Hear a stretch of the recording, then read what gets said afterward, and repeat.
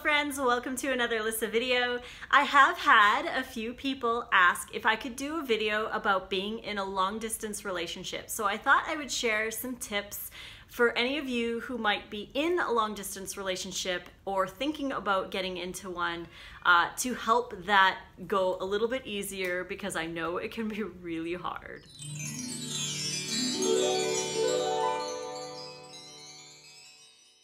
So as you guys all know, I am in a long distance relationship with the love of my life, Nathan Maris, or Raw Natty Nate. You can find him here on YouTube, Facebook, Instagram, Snapchat, all over the place. He is my true love, and I am so incredibly happy. I don't even have words to describe how happy I am with him. And we are in a long distance relationship, and it is really difficult. Today is my first full day back in Canada after being in Oregon for 3 weeks, fully immersed in him and his family, and I'm missing him a lot. So I wanted to do this video with things that you can do to help keep a long distance relationship strong. The first thing is, obviously you're going to be spending a lot of time apart, and we do spend a fair amount of time apart. A little bit less than a standard long distance relationship, because I have the freedom to go visit him a lot more often than some people do. I am very incredibly blessed that I have this opportunity to go visit him.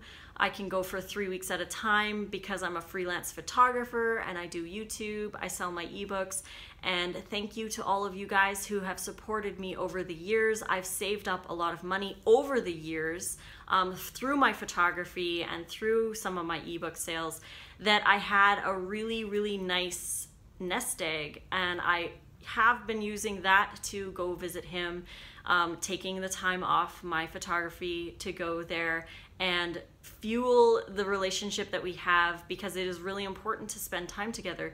But the time that we have apart is very important as well. We need to focus on ourselves. So if you're in a long distance relationship, take the opportunity to take the time that you are spending by yourself to improve yourself. Go to the gym more often, work out a lot, eat right. Eating a raw vegan diet, I mean, I have the diet down, but making sure that I stick to it and eat properly, even if I'm feeling sad or stressed out. The eating right is a really, really good thing. If you're in a long distance relationship, you can, improve yourself a little bit while you have the time to do so. Reaching goals, maybe get a hobby that you can enjoy while you have this time apart. Spending time meditating and doing yoga, maybe improving your yoga practice during the evenings when they're at work or whatever. Taking this time for yourself is very, very important. And we shouldn't be looking at it as a sad thing. We should be using it as an opportunity to improve. We should always be improving, so taking that as an opportunity is a great way of looking at the time that you are apart. Communicate regularly. Obviously, you're going to want to talk to your significant other. I love talking to Nate as often as I can. And in this day and age, it's super easy, and it's actually really awesome to be in a long distance relationship with all of the social media that we have. Sending pictures, little video clips, like online video messaging. Like, it's so cool that we have all of these things at our disposal. Phone calls obviously are the traditional way. You can even do it even super more traditional and send little love letters via snail mail. That works too.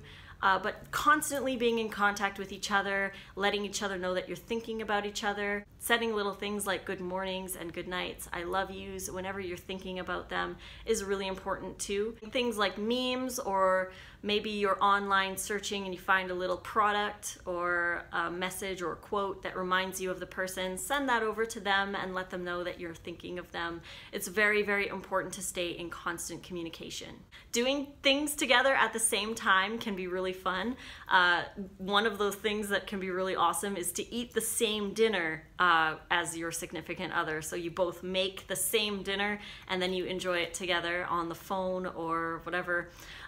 Playing games, or like online games like Words with Friends or any video game that you like, you could do that as well. And even watching a TV show together or YouTube video. Me and Nate have sent each other YouTube videos and we've watched them together and then talked about what we saw in the video or what we liked or what we disliked. That can really help too, because you feel a little bit more connected. You could also even just take a walk together, you know, set aside an hour and you both go for a walk and text each other pictures of what you find on your walk. Flowers, maybe you find a little squirrel, or you see this cute little dog or something, beautiful river, maybe it's sunset and you each send each other a picture of the sunset.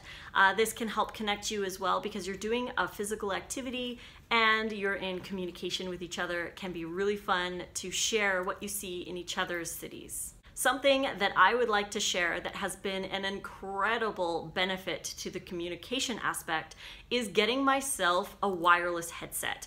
The wireless headset has totally saved me. I can talk to him in the car without having to hold the phone. I can talk to him while I'm folding laundry or doing work on the computer, cleaning the kitchen, making the bed. I can talk to him and do things at the same time. So I'm not constantly just, you know, sitting around with the phone for a couple hours. Because even though I want to talk to him, we still have things that we need to do, like laundry. So if I can talk to him and fold the laundry at the same time, then that is awesome. So I highly recommend getting a wireless headset.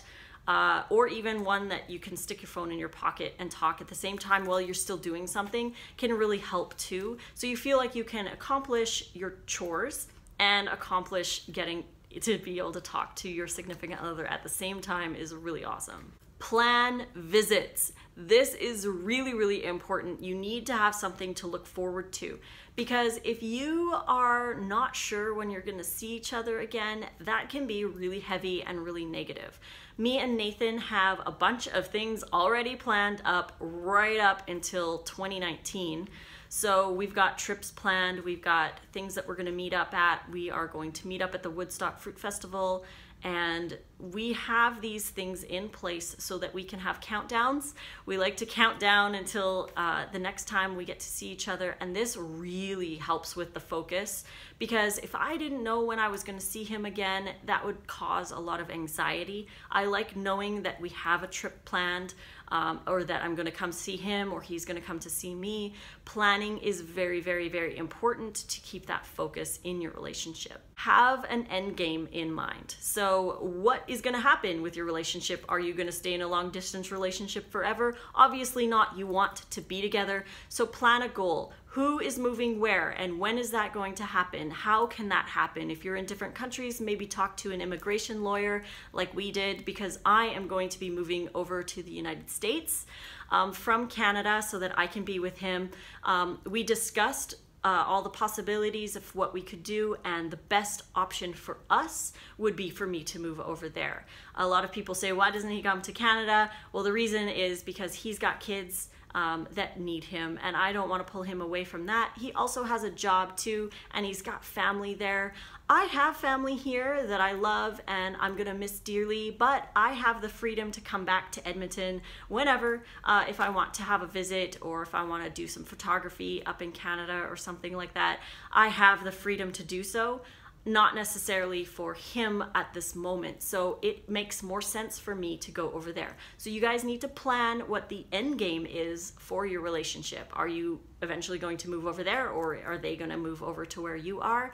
This can really help your focus as well, and speaking to an immigration lawyer to get all of that in line can really help too, because it does take a while to get the visas that you might need to move into another country. So make sure that you do that as soon as possible so that you're not waiting years and years before you can actually be together. Because you have to spend time alone, again, take the opportunity to do things like spend time with your family and friends, especially if you are going to be moving. You want to spend as much time with your family and friends that live in your current city so that you can keep those relationships going.